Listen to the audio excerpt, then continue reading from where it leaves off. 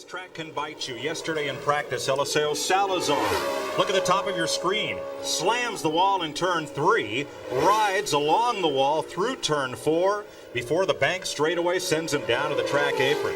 He was operated on last night at Kent General Hospital here in Dover to repair a fractured right pelvis and a fractured right thigh. He's being taken today to Methodist Hospital in Indianapolis for reconstructive surgery on his right arm. Scott Harrington will drive his backup car today. Hard in the wall route, and that is the 35. It is Jeff Ward. Spinning is Jack Miller. Spinning is Scott Goodyear. Miller plows into the back of Ward, but Jeff Ward hit the wall in turn 4 a ton. The right side, wheels and suspension have been stripped from the car. Ward, of all the drivers here, perhaps in the best of physical condition, and he is going to climb out under his own power. Yeah, it looks like Jack Miller is moving around in there too, and there's Goodyear, so it looks like all the drivers are okay. The last two guys, Goodyear and Miller, were really, they were a half lap back, but things happen so fast on this racetrack that you can get involved real easily. And the exit from turn 4 to the front straightaway, because there's also an inside wall, is somewhat blind.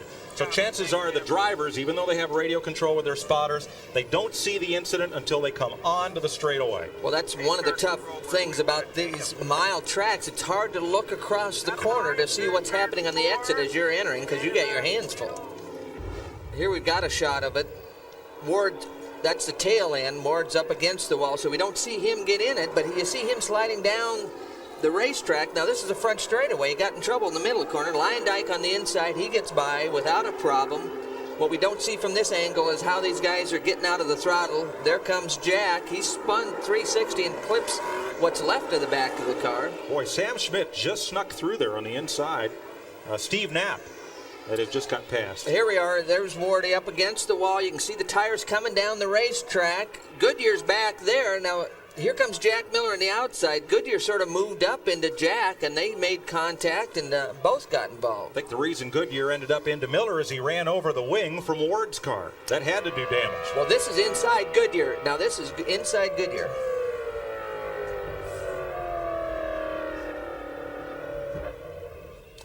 Well, you could see Jack came, he was going quite a bit faster than Goodyear. Goodyear slowed down quite a bit, and Jack Miller was running quite a bit quicker. But again, Goodyear's just trying to miss pieces. This is inside Luyendyk now. Look at, he's just down low, trying to miss all the debris. He gets through, no problem. Was fast. Oh, we got a big crash on the front stretch. Big front stretch crash. That's 99, Sam Schmidt. He pounded the wall down the front straightaway, and you see the whole right side is clean from that car. Well, you can see that tire is still going to cause somebody trouble, but again, it just wiping the right side out. Spotters are trying to indicate where their cars need to go. Now that would be there's the rear tire, I believe. He hit the wall, Tom, come right at the exit of turn number 4. The car swept up high and just pancaked the wall with the right side. Sam's moving around, and he's going to climb out. Well, again, he was a little farther around the corner than the first incident we saw. Sam's okay. He stumbled a little bit, but he just nicked the left front. Going through pit lane instead of the racetrack. Well, Satine and his dad own most of that car and equipment. That's going to be a devastating setback for Schmidt. Something must have broken on the car because it wiggled and then went up and shot into the wall. Yeah, well, there's other owners now. There's probably people in the grandstand that own parts of that car now. Schmidt is okay.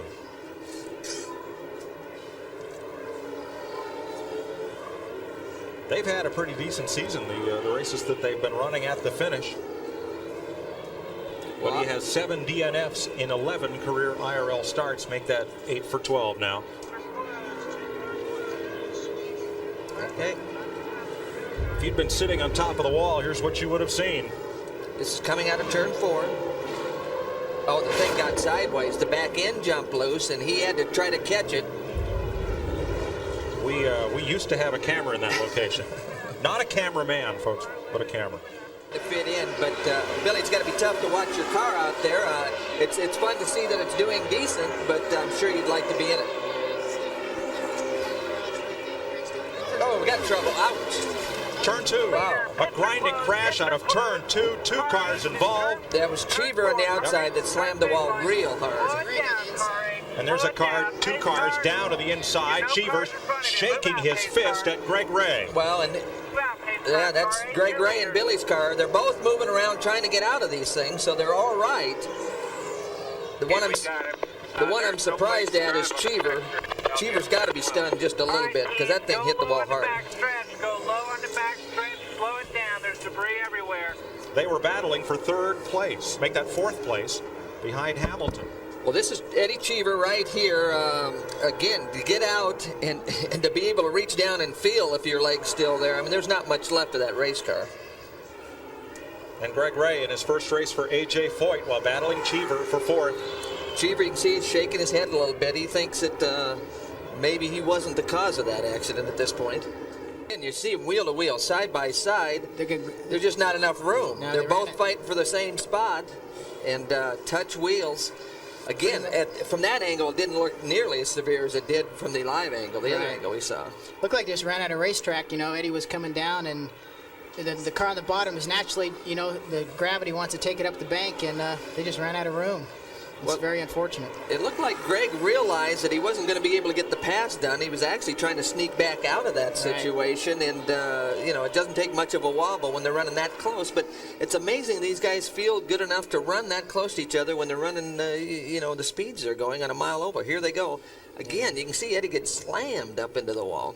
Just kind of got the left rear there, and they both just went straight into the fence. It's and then that inside, I tell you, that inside impact is just as bad as the first one because you have to wait for that one coming. You see that one coming, and there's absolutely nothing you can do. So. Well, it's a little bit like a blue light special, a 2-for-1er, you know. You get the outside wall, and what's really bad about the outside wall, it tears all the suspension off, and there's nothing there when you get to the inside wall to absorb the energy. Nope. Another hard crash at Dover. Steve Knapp sits in turn number 2.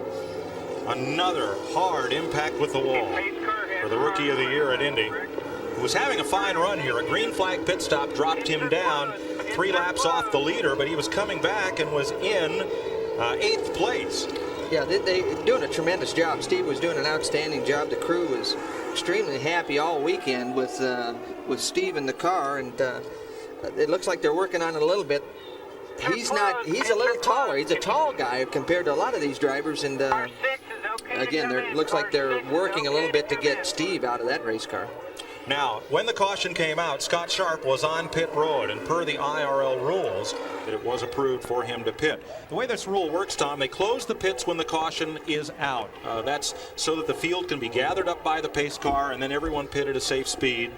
But if a car is either already in the pit lane or has a problem, they are allowed to pit, but just to address the problem. Then they have to go back out and then pit in sequence with the rest of the cars. Yeah, and it's really a great rule from a safety standpoint. When the pits were open under the yellow, we were forced to actually race to get into the pits, and the yellow's out because you need to slow the cars down. There's a problem out there, so I think it's been a great change and has helped the safety of the sport. Robbie Unser is on pit road, and Scott Sharp's pit stop allowed Buddy Lazier to get back up on the lead lap. As he came around under green and passed Sharp in the pit, Sharp was the race leader. Well, let's have a look and see if we can figure out what happened to Steve Knapp at turn 2. Again, this is coming out of turn 2. They come up the hill. Oh, he's in trouble way back in the corner. Right here he got in trouble. So something obviously broke entering the corner, and you know, when it breaks at that point on the entry, you get a good long run at the wall, and that's not what the driver wants to see. That car came around and hit left side. Well, it definitely did. So it broke real early getting in. It maybe did 360. Sometimes that can help you scrub off some speed, and that can be a benefit to the driver. Yeah, you can see him right there. You can see Steve. They're pulling him out.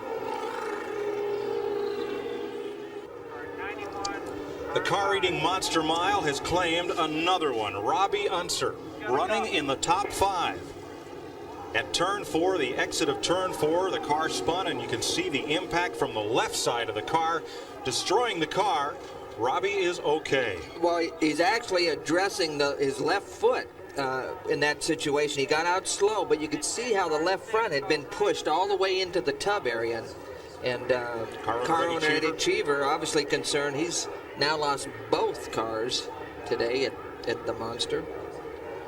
And I believe, would they both be write-offs, Tom? Can you repair one of those carbon fiber tubs like that? Well, you'll have to evaluate it. There'll be some parts and pieces. You know, there might be a brake caliper that they can say or something, but the tub itself, is that a write-off, or do they patch and repair them? Robbie's doesn't look very good right now. No. Eddie's, you know, they'll just have to evaluate that. And again, it looks like he does have some kind of problem on the left leg somewhere. With Arie Luyendyk's car. Way up here, you'll see is Robbie Unser in this replay, the lead car there. And again, it very similar. It just jumps sideways, very similar to Steve Knapp, except at the other end of the racetrack. He gets down in the middle of the corner, thing just jump backwards. And again, jump backwards, getting into the left side first, just slamming the left side. And again, right here, you can see the left front is pushed all the way into the tub. Now, for the tire to get in there, it's got to push the suspension pieces through the side of the tub. And again, that probably caused Robbie the problem on his left leg. You can see the car just, you know, just grinding to a stop. Parts and pieces. Everything's just floating to the bottom. Carbon fiber, wings. A lot of debris. All kinds of debris. Parts and pieces everywhere. When the leader's in trouble. Turn 4, Luyendyk pounded the wall. Car 5, turn 4. Everybody's going to get past. Hold on, pace car. But again, another car spins and knocks the whole left side off the car. Well, you see Luyendyk, he threw the steering wheel out. That's a good sign because, again, this is very similar. Backing in left side, collapsed against the tub. Fuel didn't work out too good, Ron. I had to go to the outside. Okay. Go lean on fuel. Arie Luyendyk is okay. 8th caution flag of the day. Jeff Ward hit that same part of the wall on lap 21. Sam Schmidt at lap 95. Eddie Cheever and Gregoire crashed at lap 104. Steve Knapp into the wall at lap 150. And at lap 183, Robbie Unser hit the wall hard. And now, Arie Luyendyk becomes the 6th major crash of the day at lap 203.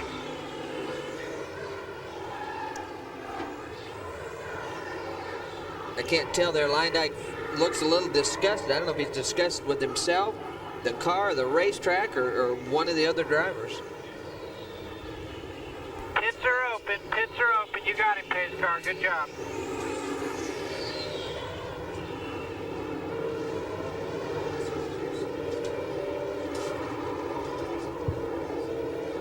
Giving a what happened to someone on pit road.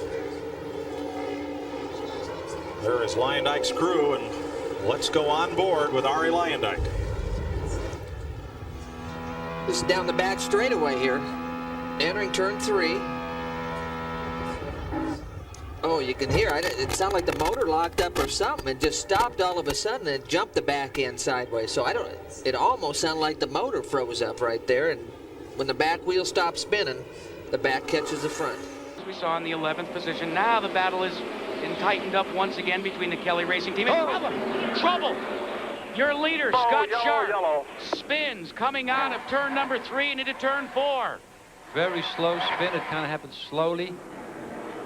Could be a problem with the tires. Could be a slow puncture. Something broke, he said. Okay. Very quickly trying to get out of the car. Scott Sharp, who led from the drop of the green flag, started on the outside of row number 1, and he gives way now under caution to Mark Dismore in the MCI WorldCom car. So we've had a lead change. Looks like Scott Sharp is okay, and now there's only one Kelly teammate on the point.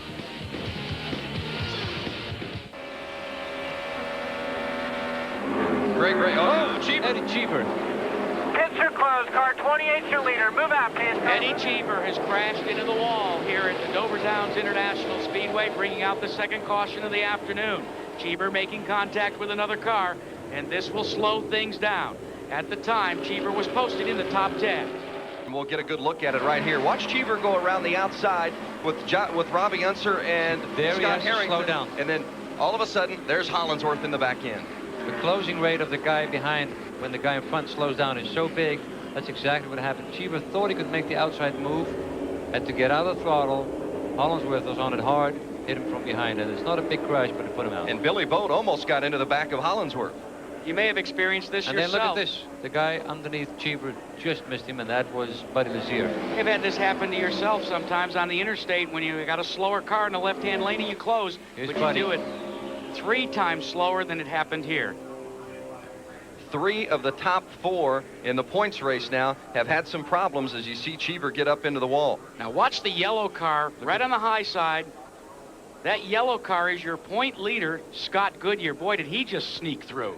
I had to back off, and I got hit from behind from Hollandsworth. It's unfortunate. We've got trouble. We've got trouble. Big trouble out of turn number 2 and midway down the straightaway. Eliseo Salazar is involved, And John as is John Hollandsworth.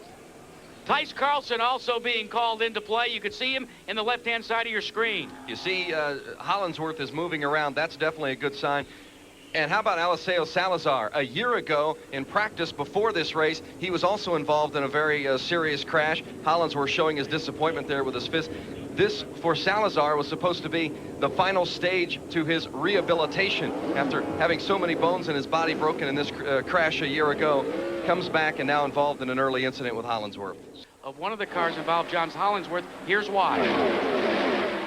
Watch Eliseo Salazar come through in the green and yellow car. Gets upside down on the side as he scrapes along the wall. We'll show you why the accident occurred. Here's Salazar coming through. Now watch, we'll stop it. Look, his wing is down in the rear wing. Just folded down on the backside. There you see it behind the car. The car's totally out of control here. He hits the wall, the car gets launched and is on the side, but luckily enough for Salazar, comes back on its wheels pretty quickly. Unbelievable. 2 major incidents for Salazar here in the last 2 years. And then John Hollandsworth, who's now been in 2 situations. 2, and he is very, very frustrated. Instructor from high school is his spotter. No spotter needed right now. Close. Side by side and way down low goes Mark Dismore. They touch. Yeah, it was so close. It was just, oh, what a pity. A hard hit for Mark Dismore and Stefan Gregoire. With 11 laps to go, Dismore, who started on the pole, was running in 3rd, collided with Stefan Gregoire, who was in 2nd. They rubbed, they traded paint, and all of a sudden, the caution has come out once again here at the MBNA Mid-Atlantic 200. Very close, very tight here. Nobody's fault, really, just a racing accident. It doesn't take much to just touch each other, get tangled up, and then go into the wall together like they did. Now that wall is steel boilerplate 3/4 inch thick. Tough break for both of these drivers. Racing incident, obviously, but they were running 2nd and 3rd, a legitimate shot at the victory, and we're trying to get around Gregoire as well as you see him come into the turn 4. You know, at this stage of the race with just a few laps to go, Mark Dismore was on the inside of Stefan Gregoire going into turn 3. Very close here. And he goes up the track a little bit too much. And they tangle. We talk about the boilerplate wall. When you hit it at 179 to 180 miles an hour, you can move it back a couple of inches.